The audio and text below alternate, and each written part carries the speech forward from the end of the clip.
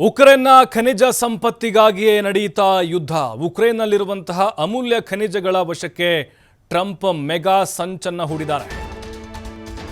ನೋಡಿ, ಈಗ ಅಮೆರಿಕದ ಅಧ್ಯಕ್ಷರಾದ ಮೇಲೆ ಟ್ರಂಪ್ ಒಂದೊಂದೇ ಮಾಸ್ಟರ್ ಪ್ಲಾನ್ಗಳನ್ನು ಮಾಡ್ತಾ ಇದ್ದಾರೆ. ಬಟ್ ಇಲ್ಲಿ ಯುದ್ಧ ಆಗಿದ್ದು ಏನಕ್ಕೆ? ಖನಿಜಕ್ಕೋಸ್ಕರನ. ಟ್ರಂಪ್ ಕಣ್ಣು ಬಿದ್ದಿದೆ ಈಗ ಅಮೂಲ್ಯ ಖನಿಜಗಳ ಮೇಲೆ. ಉಕ್ರೇನ್ ಅಧ್ಯಕ್ಷ ಜೆಲೆನ್ಸ್ಕಿ ಮಂಡಿ ಇರುವಂತೆ ಮಾಡಿದ್ದಾರೆ ಟ್ರಂಪ್. ಖನಿಜ ಒಪ್ಪಂದ ಸಕ್ಸಸ್ ಆಗಿದೆ. ನಾಳೆ ಉಕ್ರೇನ್ ಅಧ್ಯಕ್ಷ ಜೆಲೆನ್ಸ್ಕಿ ಸಹಿಯನ್ನು ಹಾಕಲಿದ್ದಾರೆ. ಇದಕ್ಕಾಗಿ ನಾಳೆ ಅಮೆರಿಕಾಗೆ ತೆರಳುತ್ತಾರೆ ಉಕ್ರೇನ್ ಅಧ್ಯಕ್ಷ ಜೆಲೆನ್ಸ್ಕಿ. ಇತ್ತ ಉಕ್ರೇನ್ನ 53% ಖನಿಜ ಭೂಮಿ ಮೇಲೆ ರಷ್ಯಾ ಪ್ರಾಬಲ್ಯವನ್ನು ಹೊಂದಿದೆ. ಕಳೆದ ವಾರ ದುಬೈನಲ್ಲಿ ಅಮೆರಿಕ ರಷ್ಯಾ ನಡುವೆ ಮಾತುಕತೆ ನಡೆದಿತ್ತು. ಯುದ್ಧ ನಿಲ್ಲಿಸುವ ನೆಪದಲ್ಲಿ ಖನಿಜ ಸಂಪತ್ತು ವಶಕ್ಕೆ ಮೆಗಾ ಪ್ಲಾನ್ ಅನ್ನ ಈಗ ಟ್ರಂಪ್ ಮಾಡಿದ್ದಾರೆ. ಅಮೆರಿಕ ರಷ್ಯಾ ಸಂಚಿನಲ್ಲಿ ಬಲಿಪಶು ಆಗ್ತಾ ಇದೆಯಾ ಉಕ್ರೇನ್ ಇಲ್ಲಿ? ಯಾಕೆಂದರೆ ಯುದ್ಧ ಶುರುವಾಗಿದ್ದು ಉಕ್ರೇನ್ ಮತ್ತು ರಷ್ಯಾ ಮಧ್ಯೆ ಕಳೆದ 3 ವರ್ಷಗಳಿಂದ ಆರಂಭ ಆಗಿದೆ, ಇನ್ನೂ ನಡೀತಾನೆ ಇದೆ. ಬಟ್ ಈ ಅಪಾರವಾದಂಥ ಖನಿಜ ನಿಕ್ಷೇಪವನ್ನು, ಖನಿಜ ಸಂಪತ್ತನ್ನು ಉಕ್ರೇನ್ ಹೊಂದಿದೆ, ಈ ಚಿಕ್ಕ ರಾಷ್ಟ್ರ ಆದರೂ ಕೂಡ. ಬಟ್ ಅಮೆರಿಕ ಆ ಖನಿಜದ ಮೇಲೆ ಕಣ್ಣಿಟ್ಟಿದೆ. ಅಂದರೆ ರಷ್ಯಾ ಕಂಪ್ಲೀಟ್ ಆಗಿ ಹಿಡಿತವನ್ನು ಸಾಧಿಸುತ್ತೆ ಅನ್ನುವಂಥದ್ದು ಕೂಡ ಈಗ ಅಮೇರಿಕಾಗೂ ಚೆನ್ನಾಗಿ ಗೊತ್ತು. 53% ಆಲ್ರೆಡಿ ರಷ್ಯಾ ಉಕ್ರೇನನ್ನು ವಶಪಡಿಸ್ಕೊಂಡ್ಬಿಟ್ಟಿದೆ. ಬಟ್ ಈಗ ಅಮೇರಿಕ ಮತ್ತು ರಷ್ಯಾ ಎರಡೂ ದೇಶಗಳ ಸಂಚಿನ ಮಧ್ಯೆ ಉಕ್ರೇನ್ ಈಗ ಬಲಿಪಶು ಆಯ್ತಾ? ಹಾಗಾದರೆ ನೋಡಿ, ಅಮೇರಿಕ ನಿಮ್ಮ ರಷ್ಯಾ ಯುದ್ಧ ನಿಲ್ಲಿಸ್ತೀವಿ ಅನ್ನುವಂಥ ಒಂದು ನೆಪವನ್ನು ಹೇಳ್ತಾ ಕಂಪ್ಲೀಟಾಗಿ ಉಕ್ರೇನ್ನ ಖನಿಜ ಸಂಪತ್ತನ್ನು ತಮ್ಮ ವಶಕ್ಕೆ ತೆಗೆದುಕೊಳ್ಳುವಂಥ ಪ್ಲ್ಯಾನ್ ಮಾಡ್ತಾ. ಆದರೆ ಇಲ್ಲಿ ಈ ಉಕ್ರೇನ್ ಅಧ್ಯಕ್ಷ ಜೆಲೆನ್ಸ್ಕಿ ಇದ್ದಾರಲ್ವಾ, ಅವ್ರು ಹಾಗಾದರೆ ಮಂಡಿ ಊರಿದ್ದು ಹೇಗೆ ಅಂತಲೂ ಕೂಡ ನೋಡೋದಾದರೆ, ಕಳೆದ 3 ವರ್ಷಕ್ಕೆ ಉಕ್ರೇನ್ ಯುದ್ಧಕ್ಕೆ ಬೆಂಬಲವನ್ನು ನೀಡ್ತಾ ಇತ್ತು ಅಮೇರಿಕ. ನೋಡಿ, ಅಮೇರಿಕದ ಒಂದು ಬೆಂಬಲವನ್ನು ನಾವು ನೋಡ್ತಾ ಬರ್ತಾ ಇದ್ದೀವಿ ಆರಂಭದಿಂದಲೂ ಕೂಡ. ಅದು ರಷ್ಯಾಗೆ ಬೆಂಬಲವನ್ನು ಕೊಟ್ಟಿದ್ದಂಥ ಉದಾಹರಣೆಗಳೇ ಇಲ್ಲ. ಉಕ್ರೇನ್ಗೆ ಅದು ನಿರಂತರವಾಗಿ ಬೆಂಬಲ. ಅಲ್ಲಿ ಸೇನಾಪಡೆ ಆಗಿರ್ಬೋದು, ಅದರ ಜೊತೆಗೆ ವೈಮಾನಿಕವಾದಂತಹ ಸಹಾಯ ಆಗಿರ್ಬೋದು, ಮತ್ತು ಆಹಾರ ಮತ್ತು ಔಷಧಿಗಳ ಒಂದು ಸರಬರಾಜಾಗಿರ್ಬೋದು, ಒಂದಲ್ಲ ಒಂದು ರೀತಿಯಲ್ಲಿ ಉಕ್ರೇನ್ಗೆ ಸಹಾಯವನ್ನು ಅಮೆರಿಕ ಮಾಡ್ತಾ ಬರ್ತಾ ಇದೆ. ಏನು ತಾನು ಅಧಿಕಾರಕ್ಕೆ ಬರ್ತಾ ಇದ್ದಂತೆ ಎಲ್ಲ ನೆರವನ್ನು ಡೊನಾಲ್ಡ್ ಟ್ರಂಪ್ ಅವರು ನಿಲ್ಲಿಸಿಬಿಟ್ರು. ನೋಡಿ, ಮೊದಲು ಏನು ಬೈಡನ್ ಇದ್ರಲ್ವ, ಆ ಟೈಮ್ನಲ್ಲಿ ಎಲ್ಲ ಉಕ್ರೇನ್ಗೆ ಸಪ್ಲೈ ಮಾಡ್ತಾ ಇದ್ರು. ಆದರೆ ಯಾವಾಗ ಟ್ರಂಪ್ ಅಧಿಕಾರಕ್ಕೆ ಬಂದರೋ ಆಗ ಅವ್ರಿಗೇನು ನೆರವು ಹೋಗ್ತಾ ಇತ್ತು ಎಲ್ಲವನ್ನು ಏಕಾಏಕಿ ಸ್ಥಗಿತ ಮಾಡಿಬಿಟ್ರು. 3 ವರ್ಷಗಳಿಂದ ಯುದ್ಧಕ್ಕೆ ಕೊಟ್ಟಿರುವಂಥ ಹಣ ವಾಪಸ್ಗೆ ಟ್ರಂಪ್ ಈಗ ಬೇಡಿಕೆ ಇಟ್ಟಿದ್ದಾರೆ. ನೋಡಿ, ಅವ್ರ ಪ್ಲ್ಯಾನ್ ಹೇಗಿದೆ ಅಂತ ಹೇಳಿದ್ರೆ, ಹಣ ಕೊಡಿ, ಇಲ್ಲ ನಿಮ್ಮ ಅಮೂಲ್ಯ ಖನಿಜ ಸಂಪತ್ತನ್ನು ಬಿಟ್ಕೊಡಿ. ನೋಡಿ, ಹಣ ಕೊಡಬೇಕು, ಇಲ್ಲಾಂದರೆ ಖನಿಜ ಸಂಪತ್ತು ಕೊಡಬೇಕು, ಇದು ಒಪ್ಪಂದ. ಅಮೇರಿಕದ ನೆರವಿಲ್ಲದೆ ನಿಸ್ಸಹಾಯಕರಾಗಿದ್ದಾರೆ ಈಗ ಉಕ್ರೇನ್ನವರು. ಕಳೆದ 3 ವರ್ಷಕ್ಕೆ ಉಕ್ರೇನ್ ಯುದ್ಧಕ್ಕೆ ಬೆಂಬಲ ಅಮೇರಿಕ ಕೊಡ್ತಾ ಬರ್ತಾ ಇತ್ತು. ಇನ್ನು ಟ್ರಂಪ್ ಅಧಿಕಾರಕ್ಕೆ ಬರ್ತಾ ಇದ್ದಂತೆ ಎಲ್ಲ ನೆರವನ್ನು ಡೊನಾಲ್ಡ್ ಟ್ರಂಪ್ ಅವರು ಅಂದರೆ ನಿಲ್ಲಿಸ್ತಾರೆ ಅವರ ಅಧಿಕಾರಕ್ಕೆ ಬಂದ ಮೇಲೆ. ಈಗ ಅವರು ಡಿಮ್ಯಾಂಡನ್ನು ಮಾಡ್ತಾ ಇರೋದು ಅಂದರೆ ಕಿತ್ಕೊಳ್ಳೋ ಥರ, ಕೊಡ್ತೀರಾ ಕಿತ್ಕೋಬೇಕಾ ಅಂಥೇಳಿ. ಅವಕಾಶನೂ ಕೊಡ್ತಾ ಇಲ್ಲ ಅವ್ರಿಗೆ. ಜೆಲೆನ್ಸ್ಕಿ ಈಗ ಅಮೇರಿಕದ ನೆರವಿಲ್ಲದೆ ನಿಸ್ಸಹಾಯಕರಾಗಿಬಿಟ್ಟಿದ್ದಾರೆ. ಯಾಕೆಂದರೆ ಪ್ರಬಲವಾದಂಥ ರಷ್ಯಾ ವಿರುದ್ಧ ಹೋರಾಡಬೇಕು ಅಂತ ಹೇಳಿದ್ರೆ ಅಷ್ಟು ಸುಲಭ ಅಲ್ಲ. ನೋಡಿ, ಉಕ್ರೇನ್ ಸಣ್ಣ ರಾಷ್ಟ್ರ ಆದರೂ ಕೂಡ 3 ವರ್ಷದಿಂದ ನಿರಂತರವಾಗಿ ಆ ಬಲಿಷ್ಠ ರಾಷ್ಟ್ರದೊಂದಿಗೆ ಹೋರಾಟ ಮಾಡ್ತಾ ಬರ್ತಾ ಇದೆ ಅನ್ನೋದಕ್ಕೆ ಕಾರಣ ಅದ್ರ ಹಿಂದೆ ಅಮೇರಿಕ ಬೆಂಬಲವಾಗಿ ನಿಂತಿದೆ ಅಂತ ಅರ್ಥ.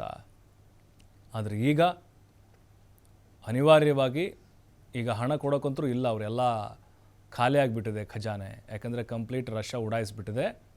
ಹಾಗಾಗಿ ಅವರು ಖನಿಜ ಸಂಪತ್ತನ್ನು ಕೊಡಲಿಕ್ಕೆ ಮುಂದಾಗಿದ್ದಾರೆ. ನಾಳೆ ಅಧಿಕೃತವಾದಂಥ ಒಂದು ಸಹಿಯನ್ನು ಜೆಲೆನ್ಸ್ಕಿ ಮಾಡಲಿದ್ದಾರೆ. ಈ ಮೂಲಕ ಉಕ್ರೇನ್ ಮೇಲೆ ಅಮೇರಿಕ ಹಂತ ಹಂತವಾಗಿ ಹಿಡಿತವನ್ನು ಸಾಧಿಸೋಕೆ ಮುಂದಾಗಿದೆ. ಅಂದರೆ ಈ ಖನಿಜ ಸಂಪತ್ತು ಏನಿದೆಯಲ್ವಾ, ಈ ಖನಿಜ ಸಂಪತ್ತು, ಅಪಾರ ಖನಿಜ ಸಂಪತ್ತನ್ನು ಉಕ್ರೇನ್ ಹೊಂದಿದೆ. ಅದರ ಮೌಲ್ಯ 11 ಟ್ರಿಲಿಯನ್ ಅಮೇರಿಕನ್ ಡಾಲರ್. ನೋಡಿ, ಲಕ್ಷ ಕೋಟಿ ಬೆಲೆ ಬಾಳುವಂತಹ ಖನಿಜ ಸಂಪತ್ತನ್ನು ಹೊಂದಿದೆ. ಭಾರತದ ಒಟ್ಟು ಆರ್ಥಿಕತೆಗಿಂತ 3 ಪಟ್ಟು ಹೆಚ್ಚು. 1 ತಿಂಗಳಿನಿಂದ ಒತ್ತಡ ಹೇರ್ತಾ ಇದ್ದಾರೆ ಡೊನಾಲ್ಡ್ ಟ್ರಂಪು. ಉಕ್ರೇನ್ನ ಖನಿಜ ಸಂಪತ್ತಿನಲ್ಲಿ 50% ಅಮೇರಿಕಾದ ಪಾಲಾಗೋದು ಖಚಿತ. ನೋಡಿ, ಉಕ್ರೇನ್ನಲ್ಲಿರುವಂತಹ ಖನಿಜಗಳು ಯಾವ್ಯಾವುದು ಹಾಗಾದರೆ?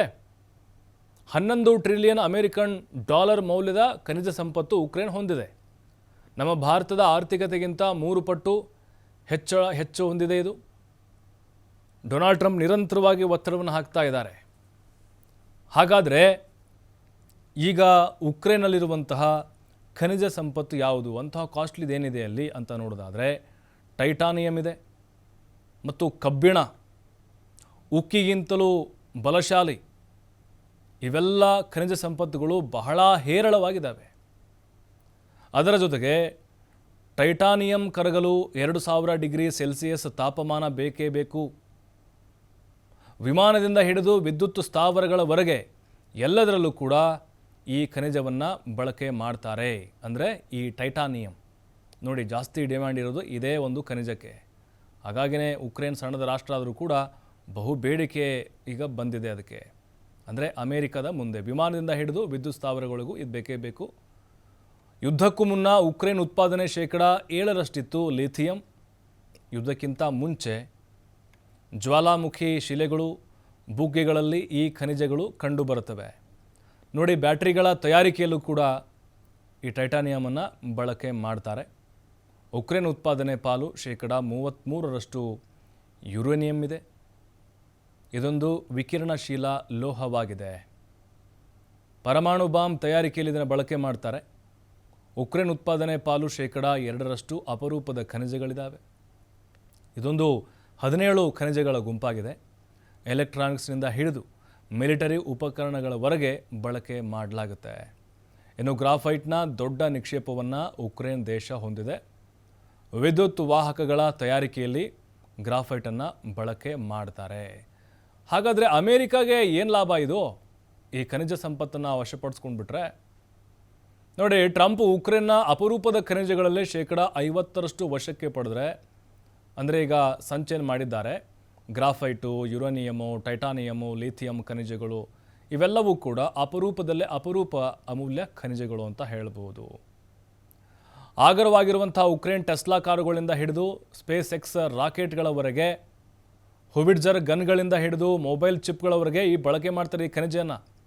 ಉಕ್ರೇನ್ನ ಲುಹಾನ್ಸ್ಕ್ ಆಗಿರ್ಬೋದು, ಡೊನೆಟ್ಸ್ಕ್ ಆಗಿರ್ಬೋದು, ಜಫೋರಿಜಿಯಾ, ಖೆರ್ಸನ್ ಪ್ರಸ್ತುತ ರಷ್ಯಾ ವಶದಲ್ಲಿದ್ದಾವೆ.